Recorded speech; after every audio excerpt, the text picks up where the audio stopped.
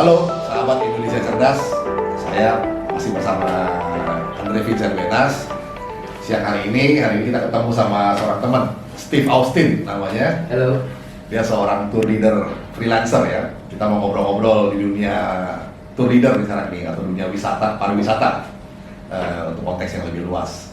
Gimana Steve? Ngapain aja lu sekarang? Lagi bengong-bengong aja nih Pak, nggak ada kerjaan nih.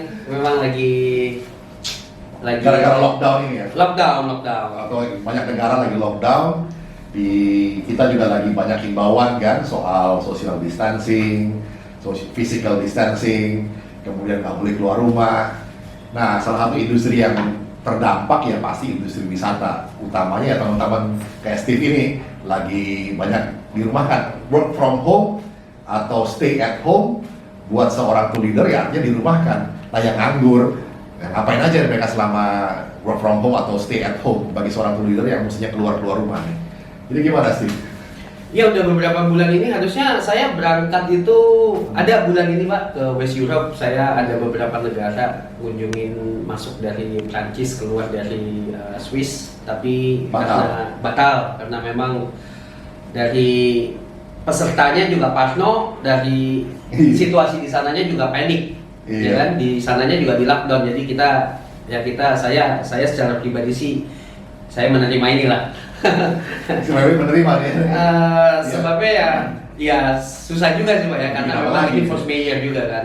Force majeure ya, ini mungkin apa lagi. Jadi dalam situasi kayak begini, berapa orang sih teman-teman yang tour leader ini di Indonesia kok? Oh, kalau tour leader itu ada yang ini Pak, tergabung dalam satu asosiasi ya. Ada asosiasi tour leader sendiri yang memang sah, dan ada juga komunitas-komunitas tour leader lain yang memang punya sendiri gitu Pak, ininya geng-gengannya. Kita bawa peserta ke luar negeri sama ke dalam negeri gitu ya? Kita lebih ke luar negeri. Tapi juga ada yang domestik? Domestik ada juga. Ya? Nah, yang dibatalkan sekarang ini kan boleh dibilang gara-gara COVID-19 atau Corona ini kan dua-duanya yang mau keluar maupun yang outbound dan inbound ya, betul. Outbound dan inbound istilahnya ya. Betul. Kalau tadi tour leader ada berapa orang sih? Tour leader itu ribuan orang juga. Ribuan ya? Iya. Kalau yang tergabung dalam asosiasi apa namanya tour agency ya? Association. Asosiasi tour agency itu berapa? Kalau yang Indonesian Tour Leader Association itu sebenarnya saya nggak join ke sana Pak. Cuma saya di komunitas ya, saya di komunitas tour leadersnya. Itu tergabung yang di WAG Group aja udah 250 orang. Wah, jadi sebetulnya kalau itu kan di puncak gunung es aja ada ribuan, belum lagi yang nggak terdaftar di asosiasi ya. Betul. Jadi memang ini salah satu indikasi dari dunia wisata adalah turunnya order buat teman-teman tour leader ya. Iya. Karena itu kan mereka yang bawa para wisatawannya ya, iya. wisman-wismannya ataupun yang dari Indonesia keluar. Jadi dalam masa-masa kayak gini ya, apa yang mau kamu perbuat nih? Syukur juga nih Pak, dengan adanya begini saya jarang menyalurkan hobi. Jadi pada saat stay at home gini ya, at least jadi nge-relax dulu waktu pelajaran di kuliah apa aja ya kan. Jadi nge-review, nge-refreshing juga. Kemudian saya baru mulai ngejalanin untuk kepikir untuk jadi YouTuber ya, kalau lagi kepikir kayak gini ya. Dari Pak juga secara konten dan mau menjadi YouTuber nih ya. YouTuber. Buka lagi buku-buku pelajaran supaya terpacu kreativitas juga nih ya. Iya betul Pak. Jadi saya nggak mengharapkan dari satu source income sebagai freelance tour leader aja, karena kalau kenyataannya kayak begini kan jadi memang benar-benar nggak ada pemasukan, hati kan. Ya, ini bukan salah siapa-siapa juga soalnya ya. Iya betul. Kondisinya udah begitu gitu.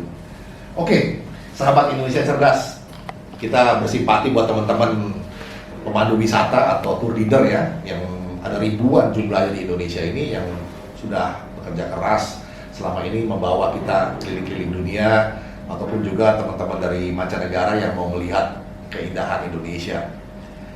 Nah, seperti Steve hari ini, ia sedang berpikir keras untuk cari alternatif pasukan, karena memang diharuskan oleh kondisi yang dihadapinya untuk kreatif dan mau cari alternatif lain, apa boleh buat.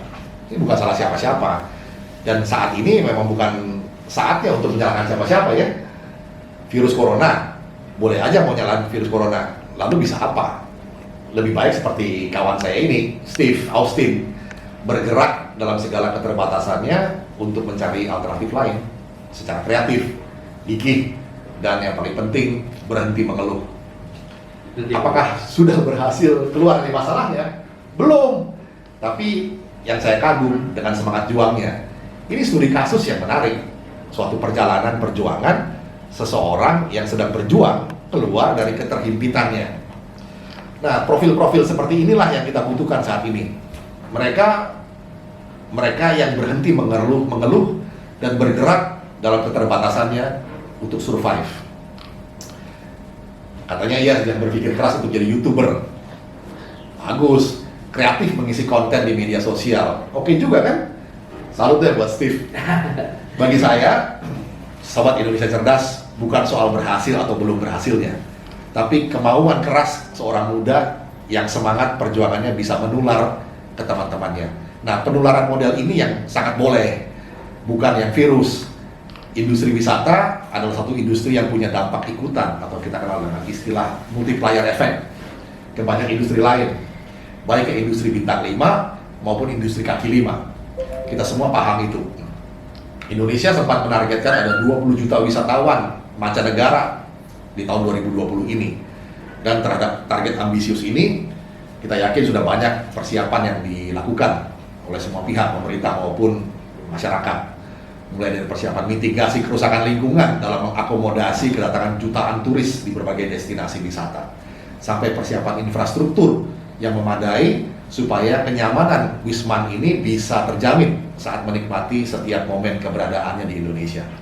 Pokoknya kerja keras sudah dimulai dan sedang dikerjakan, dan pariwisata menjadi salah satu andalan penghasil devisa negara. Pernah Menteri Pariwisata Wisnu Tama menjelaskan bahwa spending atau pengeluaran seorang wisatawan mancanegara yang berkunjung Indonesia ini kira-kira 1.120 US dollar. Sementara di Selandia Baru, New Zealand itu hampir 5.000 dolar setiap kali kunjungan. Artinya kualitas wisatawan yang datang ke Selandia Baru ini kan lebih tinggi, walaupun jumlah wisatawannya mungkin cuma 4 juta, jauh lebih sedikit dibandingkan yang berkunjung ke Indonesia. Nah, ini tantangannya. Nah, data Kementerian Pariwisata tahun 2 tahun lalu 2018 menyebutkan pengeluaran spending turis asing dari Timur Tengah mencapai 1.900 US dollar kira-kira per kunjungan. Nah, jumlah ini mengalahkan wisatawan dari Eropa yang 1.500-an dolar per turis per kunjungan. Nah, wisatawan Tiongkok, ini Steve juga bisa bahasa Mandarin kayak sedikit-dikit, itu mengeluarkan 1.000 dolar setiap kali kunjungan. Jika diurutkan 3 besar turis asing ini yang mengeluarkan uang paling banyak yang wisata ke Indonesia adalah dari Timur Tengah, Eropa, lalu Tiongkok. Nah, wisatawan yang datang ke Indonesia ini per tahun lebih banyak tetapi pengeluarannya sedikit. Meningkatkan kualitas wisatawan ini jauh lebih penting dari tantangannya. Tetapi saat ini kita sedang menghadapi satu kejadian luar biasa. Virus corona membatalkan banyak program, salah satu teman saya ini. Tapi masalah-masalah ini bukan berarti tanpa jalan keluar.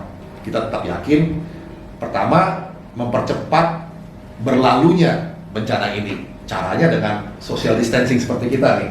Agak jauh dikit, tapi masih bisa ngobrol. Dan yang kedua, jangan putus asa. Selalu ada jalan keluar. Seperti teman saya Steve Austin ini, bergerak keluar mencari jalan secara kreatif. Mau jadi YouTuber? Oke-oke aja. Jadi tetap semangat, Indonesia Cerdas, maju terus.